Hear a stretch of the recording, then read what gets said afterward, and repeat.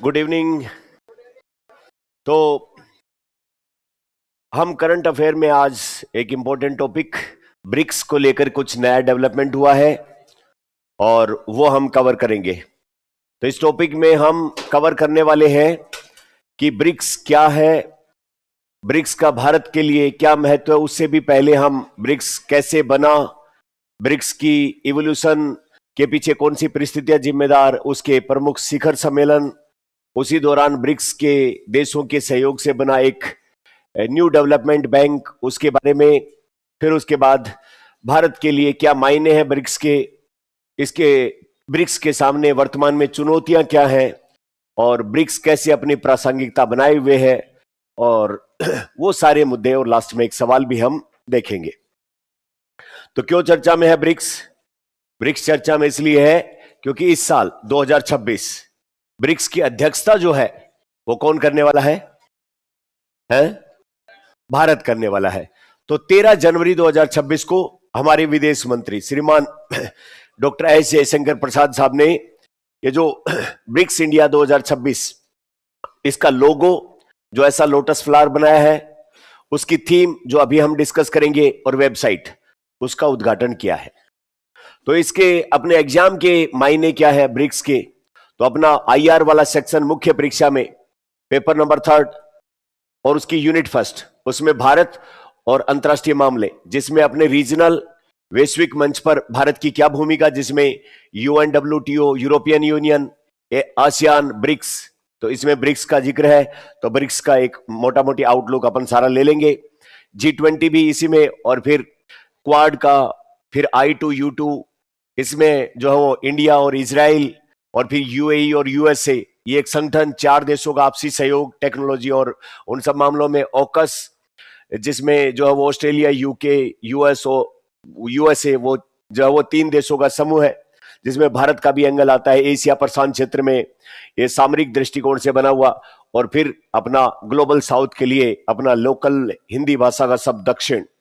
तो ये कुछ वैश्विक स्तर पर काम करने वाले संगठन, कूटनीतिक दृष्टिकोण से महत्वपूर्ण चीजें, उनमें ब्रिक्स भी नाम आता है। तो भारत जो है वो यहां पर अंतरराष्ट्रीय संबंधों में ब्रिक्स का एक महत्वपूर्ण भूमिका।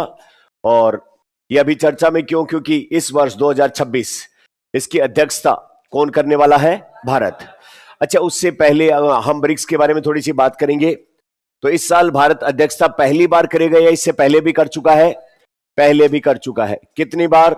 चौथी बार कर रहा है इस बार। पहले 3 बार, 2012, 2016, 2021 और इस बार 2026। तो कौन सी बार अध्यक्षता करेगा ब्रिक्स की? चौथी बार टाइम करेगा। अच्छा, इस बार जो थीम हमने बनाई है, जो इस बार जो ब्रिक्स की मीटिंग होगी उसकी थीम रखी है बिल्डिंग फॉर रिजिलियंस। रिजिलियंस किसको कहते हैं? लचीलापन, है ना, या तन्यता। कोई भी चीज है जिसमें बदलाव होता है, उस बदलाव के अनुसार खुद को ढाल लेने की क्षमता, या कोई चीज बिगड़ रही है उसी अनुसार वापस से ठीक कर लेने की क्षमता। जैसे कोई नेचर के सेंस में बात करोगे तो मान लो कि कोई फॉरेस्ट था और उसमें कोई कैटास्ट्रोफिक इवेंट हो गया, उसमें कोई नुकसान हो गया, आग लग गई या फिर लैंडस्लाइडिंग हो गया, और थोड़े ही दिनों बाद वापस से फॉरेस्ट डेवलप हो गया। तो उस फॉरेस्ट को दोबारा से अपने आप को विकसित कर लेने की क्षमता उस फॉरेस्ट की क्या है? Resilience power. जैसे अपने हाथ वाथ पे कोई चोट लग जाती है, घाव हो जाता है, उस घाव को बॉडी वापस से ठीक कर लेती है। तो ये बॉडी की क्या है? रिजिलियंस पावर है ना। तो बॉडी का बदलती परिस्थितियों के अनुसार खुद का लचीलापन और वापस से उस चीजों को ठीक कर लेना, वो रिजिलियंस पावर कहलाती है, लचीलापन कहलाता है। इनोवेशन का मतलब नवाचार होता है। इसके बाद कोऑपरेशन और सस्टेनेबिलिटी। कोऑपरेशन मतलब सहयोग और सस्टेनेबिलिटी मतलब सततता, कंटिन्यूटी। तो कुल मिला के ये जो ब्रिक्स है, ये आपसी जो है वो सहयोग, सुरक्षा, इनोवेशन, बिजनेस, इन सब के मुद्दों को लेकर बनाया गया संगठन है। और इन्हीं सब मुद्दों को ध्यान में रखते हुए अगर वैश्विक स्तर पर किसी भी डिप्लोमेसी में, व्यापार में, टेक्नोलॉजी में बदलाव आता है तो उसके अनुसार खुद को ढाल लेने की क्षमता, बदलती वैश्विक परिदृश्य में नवाचार करने की क्षमता, साथ में आपसी सहयोग और सततता, संबंधों के अंदर सस्टेनेबिलिटी या सततता, इन 4 महत्वपूर्ण कीवर्ड्स के ऊपर आधारित है। Resilience, innovation, cooperation and sustainability. जो भारत की अध्यक्षता के 4 प्रमुख स्तंभ भी इस बार ये डिसाइड किए गए हैं, थीम भी यही है, और भारत अध्यक्षता करेगा तो इन 4 पॉइंट के ऊपर लगातार चर्चा होगा। तो कुल मिला के 2026 पूरे में कोई भी एग्जाम होगा, ये भारत ब्रिक्स की अध्यक्षता करेगा तो इन 4 पिलर के चारों तरफ बातें आने वाली है अपने एग्जाम के पॉइंट ऑफ व्यू से। तो ये चारों शब्द अच्छे से याद कर लेना है। हिंदी में जब आप नोट्स बनाओ तो रिजिलियंस के पीछे लिख लेना लचीलापन, इनोवेशन के पीछे नवाचार, कोऑपरेशन के पीछे सहयोग, और सस्टेनेबिलिटी के पीछे सततता। अब हम बात करें ब्रिक्स का कैसे ये बना। तो ब्रिक्स जो है वो बेसिकली 5 देशों का संगठन, मतलब 5 नाम है, 5 देशों के नाम है इसमें। बी फॉर क्या आता है इसमें? बी आर फॉर ब्राजील आता है, sorry B for Brazil, R for C for S for. शुरुआत में ये जो था, जो 2010 में इसका जब औपचारिक रूप से हुआ शुरुआत, तो ब्रिक्स था, लेकिन बाद में साउथ अफ्रीका और शामिल हो गया तो ये क्या बन गया? ब्रिक्स। ये ब्रिक्स शब्द जो है वो सबसे पहले एक ब्रिटेन के अर्थशास्त्री थे जिनका नाम था जिम ओ'नील। उन्होंने 2001 में ब्राजील, रशिया, इंडिया, चाइना, इन चारों देशों के पहले अक्षर को मिला के ब्रिक्स शब्द काम में लिया, वैश्विक अर्थव्यवस्था के समझाने के संदर्भ में कि ये एस्पिरिंग इकोनॉमी है, उभरती अर्थव्यवस्थाएं हैं। तो इन चारों देशों के पहले अक्षर को मिला के उन्होंने ब्रिक्स शब्द किसने सबसे पहले यूज किया? जिम ओ'नील ने, है ना। तो ब्रिक्स शब्द का उत्पत्ति तो यहां से होती है। फिर उसके बाद में एक समूह था जो पहले G8 था, आजकल क्या कहलाता है? G7। G8 मतलब ग्रुप 8। ये जो विश्व के विकसित देश जिनकी अर्थव्यवस्थाएं अच्छी खासी विकसित है, उनका एक इनफॉर्मल अनौपचारिक समूह है, जिसमें कौन कौन आ जाते हैं? नॉर्थ अमेरिका के 2 देश जिसमें यूएसए और कनाडा, यूरोप के 4 देश जिसमें कौन कौन आ जाते हैं? यूके, फ्रांस, जर्मनी, इटली, और उसके बाद जापान, एक ऑस्ट्रेलिया जो अपन है यहां से आ जाता है, और रशिया। पहले रशिया था इसमें, लेकिन रशिया को बाद में 2014 में सस्पेंड कर दिया। तो ग्रुप 8 जो था, 8 देशों का ग्रुप था, उनमें से एक रशिया के हट जाने के बाद कितने देशों का बचा? 7 देशों का। तो इसको क्या कहते हैं? G7 कहते हैं। पहले ये क्या था? G8। तो इन G8 ग्रुप के, यानी कि कोर ग्रुप, ये बड़े वाले देश, रशिया के हटने से पहले G8 का मीटिंग हो रहा था 2006 में। उस समय पर आउटरीच शिखर सम्मेलन, आउटरीच शब्द एक होता है, किस काम में लिया जाता है आउटरीच? जैसे स्कूल आउटरीच प्रोग्राम, या फिर मान लो कि कंपनी आउटरीच प्रोग्राम। सामान्यतः इस क्लासरूम में आप आते हो, है ना, और इस क्लासरूम में आप आते हो और आप आपस में मिलते हो, बात करते हो, आप अपने विचार साझा करते हो, पढ़ाई करते हो, ये आपका रूटीन है। ये आपका अगर क्लासरूम ऑर्गेनाइजेशन मान लिया जाए, और क्लासरूम के बच्चों से आपस में मीटिंग आप करते हो, बातचीत करते हो, इंटरेक्शन करते हो, तो ये within organisation, within group आपका जो है वो बातचीत है। लेकिन मान लो कि आप किसी कॉलेज जाने वाले बच्चे जो इस कोचिंग का सदस्य नहीं है, उन बच्चों से आपकी मीटिंग फिक्स कराई जाए, उनसे आप मिलो नॉलेज एक्सचेंज के लिए, डिबेट करने के लिए, किसी भी चीज के लिए, तो वो आपकी क्लासरूम के हिसाब से क्या है? आउटरीच है वो, है ना। तो एक ऑर्गेनाइजेशन होता है, उसकी स्ट्रक्चर होती है, उसके भीतर जो चीजें हैं वो तो उसके भीतर होगी।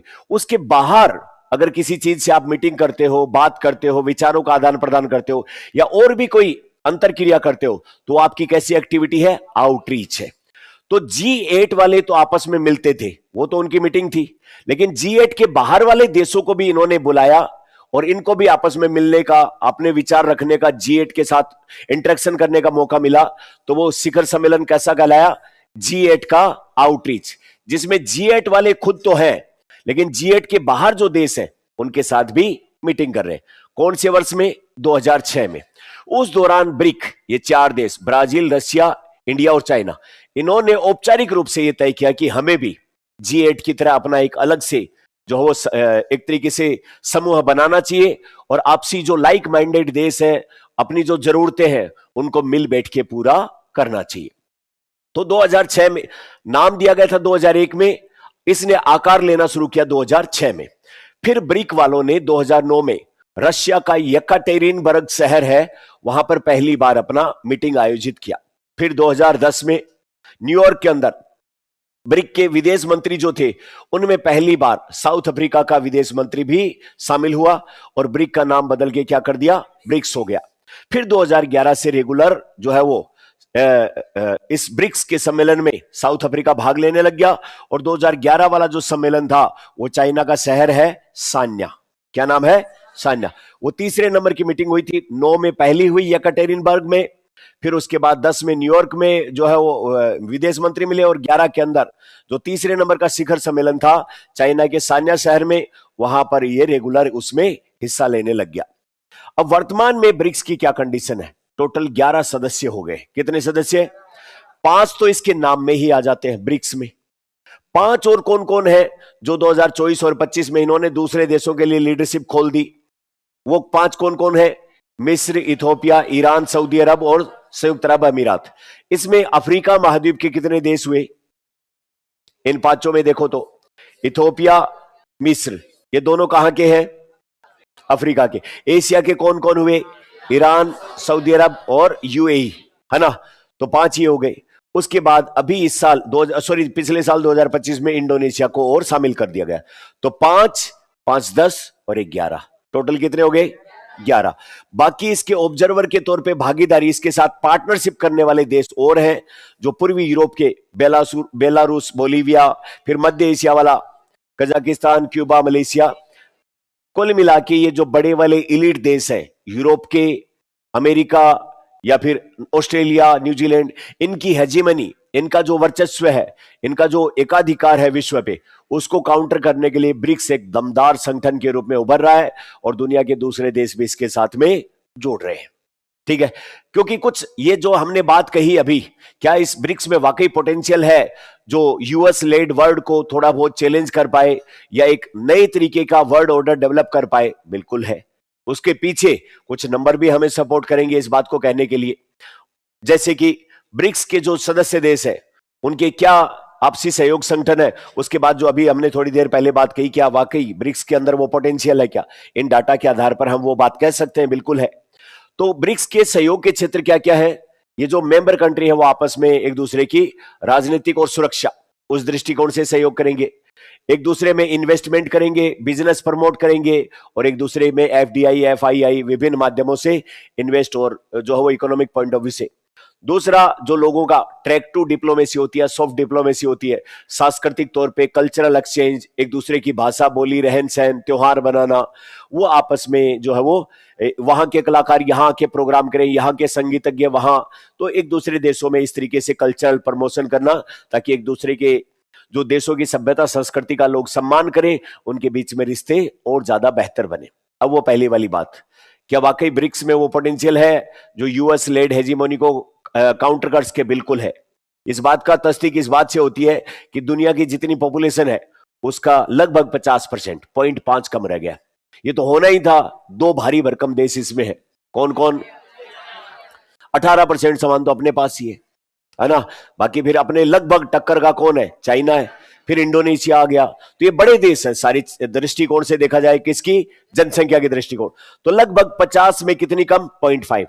49.5% तो इनके पास पॉपुलेशन है। पर सिर्फ पॉपुलेशन नहीं है, फिर दुनिया की जितनी जीडीपी है उसका भी 40% नंबर अपने पास है इन देशों के पास, ब्रिक्स वालों के पास, और प्लस वैश्विक व्यापार का 26% रिप्रेजेंटेशन है ना?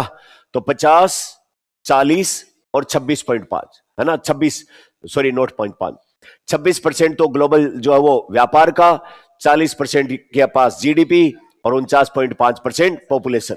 तो जब इतने सारे लोग, भाई ये ताम झाम किसके लिए है? लोगों के लिए ही तो है। तो लोग तो सारे यहां बैठे, व्यापार सारा आधे से ज्यादा, मतलब आधे के आसपास यहां बैठा है, जीडीपी यहां पर, तो इसलिए इसके पास वो वाकई काउंटर करने की क्षमता है, क्योंकि इनके पास टेक्नोलॉजी भी है, इनके पास बाजार भी है, इनके पास इनोवेशन भी है, कच्चा माल भी है, और सप्लाई चेन भी है, सब कुछ है। तो इसलिए आराम से अमेरिका की जो हेजीमनी है उसको ये काउंटर कर सकते हैं। उसके बाद ब्रिक्स के अब तक क्या क्या शिखर सम्मेलन हुए जब से ये बना है, तब से लेके प्रथम शिखर सम्मेलन ये बना रशिया के अंदर येकाटेरिनबर्ग में 2009 में हुआ। 2010 में दक्षिण अफ्रीका का इसका सदस्य बना। 2000 कहां पर? जब ये न्यूयॉर्क के अंदर इसके विदेश मंत्रियों की मीटिंग हुई। 2011 में जो चीन का शहर कौन सा? सान्या, वहां पर साउथ अफ्रीका ऑफिशियली इसमें शामिल हो गया, और ब्रिक क्या बन गया? ब्रिक्स बन गया था पहले यही, अब ये इसमें रेगुलर तौर पे। ये कौन से नंबर का था? तीसरे नंबर का शिखर सम्मेलन। 2014 में शिखर सम्मेलन हुआ ब्राजील में, और ब्राजील का शहर कौन सा? फोर्टालीजा। फोर्टालीजा के अंदर न्यू डेवलपमेंट बैंक, जो ब्रिक्स का बैंक है, जो विभिन्न विकासशील देशों में या गरीब देशों में इन्वेस्टमेंट और आपसी आर्थिक सहयोग बढ़ाने उस दृष्टिकोण से, तो न्यू डेवलपमेंट बैंक एनडीबी, उसकी जो घोषणा की गई थी वो 2014 में की गई थी। अपने लिए एक इंपॉर्टेंट बात है ये। कहां से? जब इसका शिखर सम्मेलन हो रहा था छठा, कहां पर? ब्राजील के शहर फोर्टालेजा में। तो वहां पर न्यू डेवलपमेंट की घोषणा जो की गई वो क्या कहलाई? फोर्टालेजा घोषणा। तो यहां पर यह स्थापना की घोषणा हुई, बड़ा डेवलपमेंट था। उसके बाद 2021 में भारत की अध्यक्षता में कौन सा शिखर सम्मेलन हुआ? 13वां। चूंकि कोविड का इफेक्ट था इसलिए इसको वर्चुअली ऑनलाइन इसको किया गया। 2025 में अभी हमसे पहले इसकी अध्यक्षता कौन कर रहा था? ब्राजील। ब्राजील के रियो डी जेनेरियो शहर में 17वां इसका सम्मेलन हुआ था, और 18वां 2026 में कहां होगा? इंडिया के अंदर। भारत इसकी अध्यक्षता कर रहा है, जिसकी थीम अपने 4 शब्द इसमें काम मिले थे: रेजिलियंस, इनोवेशन, कोऑपरेशन और सस्टेनेबिलिटी। ये अपने इसमें काम में लिया है ना। अब इसके बाद में न्यू डेवलपमेंट बैंक क्या है उसको लेकर भी अपन ने बना दिया। तो फोर्टालीजा में इसकी घोषणा हुई 2014 में घोषणा हुई, 2015 से इसने काम करना शुरू कर दिया। साथ में मुख्यालय इसका कहां है? चाइना के अंदर, शंघाई। और ये क्या काम करता है? ब्रिक्स देशों द्वारा उभरते जो बाजार और विकासशील देश है उनमें इंफ्रास्ट्रक्चर डेवलपमेंट या फिर विभिन्न प्रकार की जो परियोजनाएं जो एक तरीके से व्यापार बढ़ाती है, आपसी कनेक्ट बढ़ाती है, इकोनॉमिक डेवलपमेंट में योगदान देती है, उन सब के लिए वित्त और संसाधन जुटाने के लिए बहुत सारे जो है वो इसमें मदद करता है, बहुपक्षीय बैंक के रूप में काम करता है। तो ब्रिक्स के बैंक का क्या नाम है? New development bank. इसकी घोषणा कब हुई थी? 2014 में। इसकी घोषणा को क्या कहते हैं? फोर्टालेजा घोषणा। कब से काम करना शुरू किया? 2015 से। इसका मुख्यालय कहां है? शंघाई, चाइना के अंदर है। आ गई बात समझ? अब उसके बाद में भारत के लिए ब्रिक्स क्या मायने रखता है? सबसे पहली बात तो भारत एक तरीके से विजन 2047 का जो विकसित भारत का है, इसका मतलब अब भारत की इकोनॉमी उस मोड़ पे आ गई है जहां से एक बड़ी लंबी छलांग लगाए, क्योंकि बाजार भी है, टेक्नोलॉजी इनोवेशन भी है, और अब जो वर्ल्ड ऑर्डर भी चेंज हो रहा है और गुंजाइश भी खूब सारी बन रही है। चाइना यूएसए सिचुएशन की तरफ बढ़ रही है, और भारत के यंग जो लोग हैं वो लगातार स्टार्टअप, इनोवेशन और विभिन्न वैश्विक जो प्रवृत्तियां हैं उन सब से एक तरीके से थ्रू है, जानते हैं उनके बारे में। तो भारत जो है वो इस तरीके के अंतर्राष्ट्रीय संगठनों के माध्यम से जो अलग अलग दुनिया के देश हैं जिनसे हमारा डिप्लोमेसी में किसी न किसी तरीके से या तो डायरेक्ट कनेक्ट है या इस तरीके के संगठनों के माध्यम से कनेक्ट है, उनके बाजारों की ज्यादा एक्सेस हम चाहते हैं। तो उस पॉइंट ऑफ व्यू से हमें एक तरीके से ये मदद करेगा। यानी कि एक तो हम मैन्युफैक्चरिंग प्रोडक्शन करें अपने खुद के बाजार के लिए, एक दुनिया हमारा बाजार बन जाए, तो उससे बेहतर क्या हो सकता है। दूसरा कि जो सुरक्षा, आतंकवाद, जलवायु परिवर्तन जो ग्लोबल लेवल के इश्यू है उसमें एक प्रेशर ग्रुप में काम भारत एक अच्छा जो है वो प्लेयर के रूप में काम कर पाए, उसके लिए ब्रिक्स जैसे देश भी अपनी जो है वो ऐसे संगठन अपने साथ में एक कॉन्सेंसस डेवलप करके विकसित देशों को काउंटर करने के लिए एक महत्वपूर्ण अपनी भूमिका निभा सकता है भारत। अच्छा, उसके बाद जैसे बहुत सारे बड़े इंस्टीट्यूट्स हैं जिनसे दुनिया चलती है, चाहे वो यूएन या यूएन की संस्थाएं और दूसरी कुछ हो, तो वो ऐसे संस्थानों को बहुपक्षीय संस्थान कहते हैं। और उनमें जो आफ्टर सेकेंड वर्ल्ड वॉर शुरुआत में ये जो काबिज हो गए थे यूरोप और अमेरिका और ये देश, अब उनमें ज्यादा अच्छा रिप्रेजेंटेशन एशिया और अफ्रीका का होना चाहिए।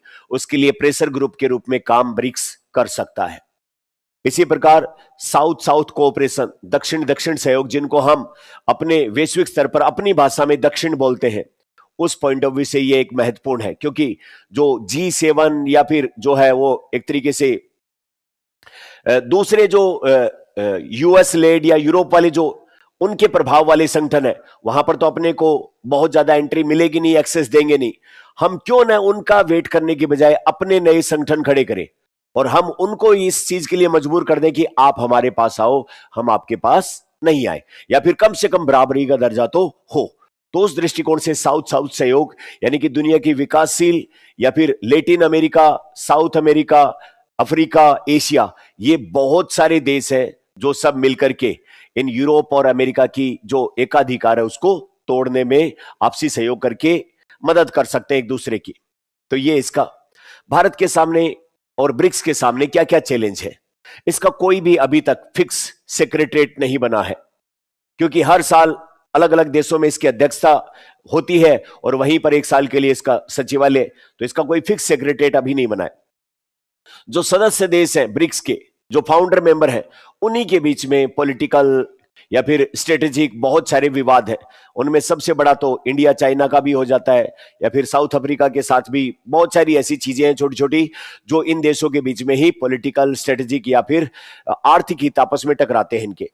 दूसरा, आपस में एक दूसरे के साथ में सीमित व्यापार है, और व्यापार है तो वो एक तरीके से एक तरफा है। बैलेंस ऑफ पेमेंट में देखें तो भारत चाइना का देखें तो घाटे की स्थिति में, रशिया और जो है वो इंडिया का बहुत ज्यादा व्यापार नहीं है जितना होना चाहिए, क्योंकि जितना आजादी के बाद से हमारे अच्छे संबंध रशिया के साथ रहे, उस दृष्टिकोण से उतना व्यापार अभी भी हम नहीं स्थापित उसके साथ कर पाए। इसी प्रकार ब्राजील और साउथ अफ्रीका के साथ भी अपना कोई बहुत अच्छा व्यापार उतना स्तर पे नहीं है जितना होना चाहिए। इसी प्रकार बाहर की राजनीतिक दबाव, डी डॉलराइजेशन एक नाम आप सुन रहे होंगे, कि डॉलर को काउंटर करने के लिए दुनिया में सबसे ज्यादा एक्सेप्टेबल, सबसे ज्यादा रिलायबल जो करेंसी डॉलर, उसके बजाय जो रशिया चाइना पिछले दिनों इस बात को इंसिस्ट कर रहे थे कि हम एक ब्रिक्स देशों की सामूहिक मुद्रा जो डॉलर को रिप्लेस करके काउंटर करके उसको चलाने की बात जो है वो कर रहे थे, और उसको लेकर अभी विवाद है। जो ट्रंप इतने ज्यादा बनाए हुए फिर रहे हैं, वो इसी वजह से फिर रहे हैं कि ब्रिक्स की अगर करेंसी आ गई और ये देश आपस में व्यापार करने लग गए, उनके बैंकिंग पेमेंट का एक्सचेंज उस तरीके से होने लग गया, तो फिर डॉलर को कोई पूछने वाला नहीं है, क्योंकि जनता तो इनके पास है। 50% लोग तो ये लिए बैठे, तो 50% लोगों में अगर एक्सेप्टेबिलिटी हो जाएगी तो फिर बचे हुए 20-25% और इन्हीं लोगों से व्यापार करेंगे तो वो भी आ जाएंगे, तो फिर डॉलर का प्रभाव बहुत ही सीमित रह जाएगा। तो इसलिए ये भी एक बहुत बड़ा चैलेंज है, क्या वाकई डॉलर को काउंटर कर पाएंगे क्या ब्रिक्स वाले। ये इस टाइम पर समकालीन टाइम में सबसे बड़ा चैलेंज है।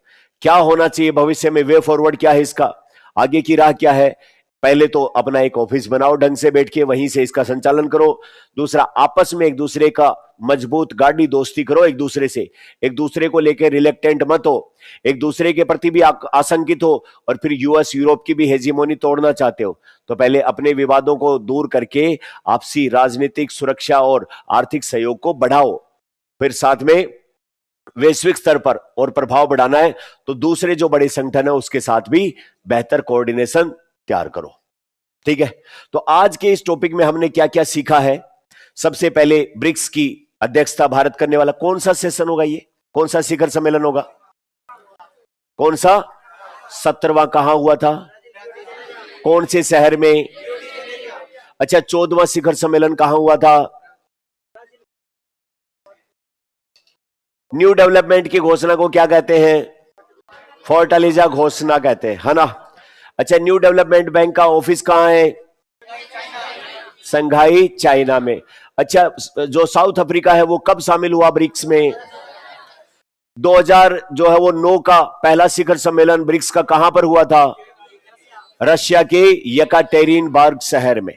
ठीक है, तो ब्रिक्स से संबंधित ये सारी बातें अपने लिखी मुख्य परीक्षा के हिसाब से एक सवाल, प्रारंभिक परीक्षा में भी इन्हीं में से कुछ सवाल निकलने की गुंजाइश, तो आप लिखो 150 शब्दों में, 150 वर्ड्स में।